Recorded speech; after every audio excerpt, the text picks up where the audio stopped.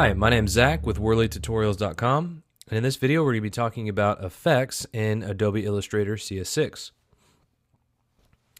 Now, this kind of brings up the point of Worley Tutorials. This is why I've created WorleyTutorials.com, is to show the difference in the different softwares and how they are used. For instance, if you're going to go try to screw something together, and let's say that the screw is a Phillips head screw top, but you go get a flathead screwdriver. Technically, you could get that screw put where you want it and tighten it the way you want to, but it's going to be a lot easier if you just use a Phillips head screwdriver rather than a flathead. So in this case, adding effects in Illustrator is kind of like trying to use a flathead screwdriver to screw in a Phillips head screw. So yes, you could use it, and yes, sometimes it is very effective depending on what you're doing, but it is always just a little easier, and you tend to get the job done better if you use Photoshop for your raster effects. However, I do want to show you because it is important that you are fully informed.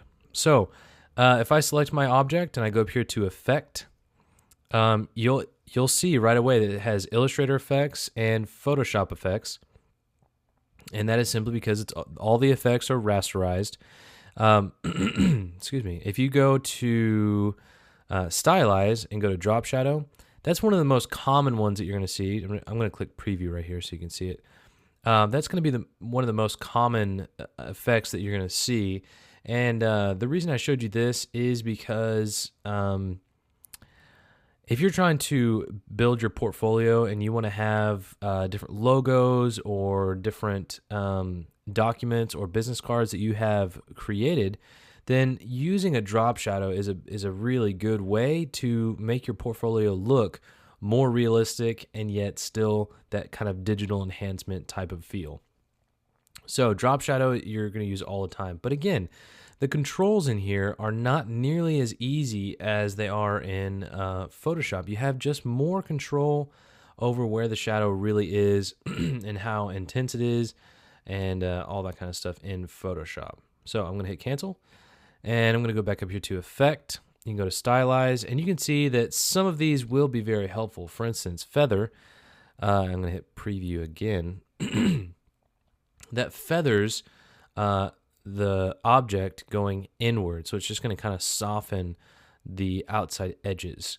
So, like I said, some of these effects are incredibly useful in Illustrator, but in my opinion, it's only the ones that really affect the actual structure of the object rather than just like adding noise or a blur.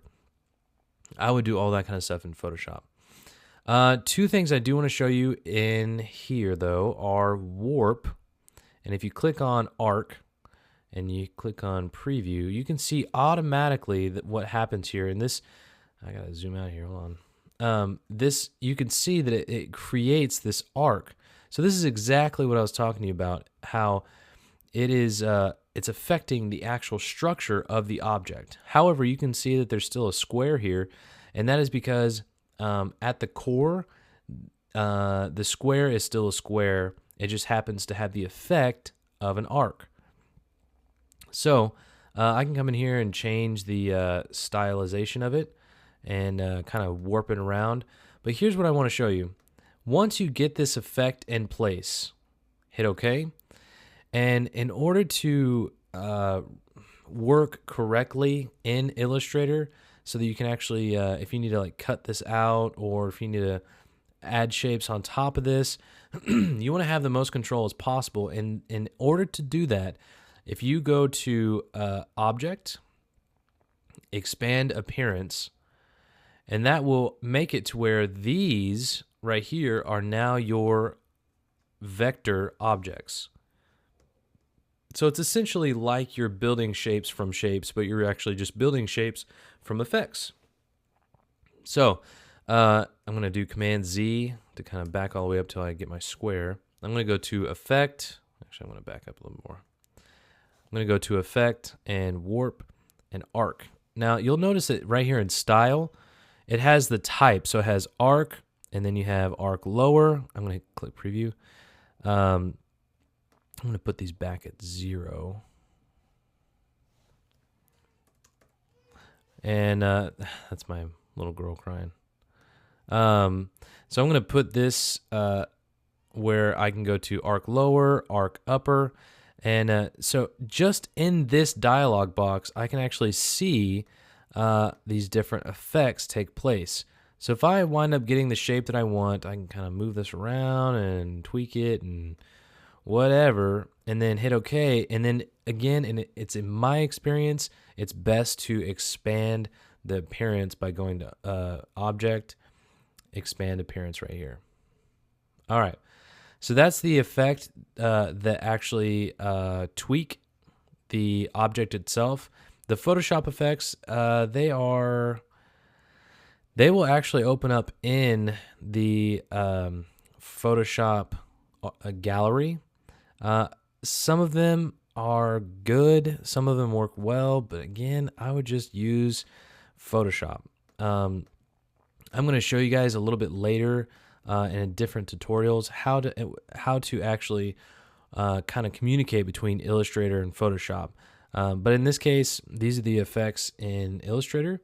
And again, if you have any questions, of course, you can email me or you can comment down here, down below, and I will comment back and try to answer as many questions as possible.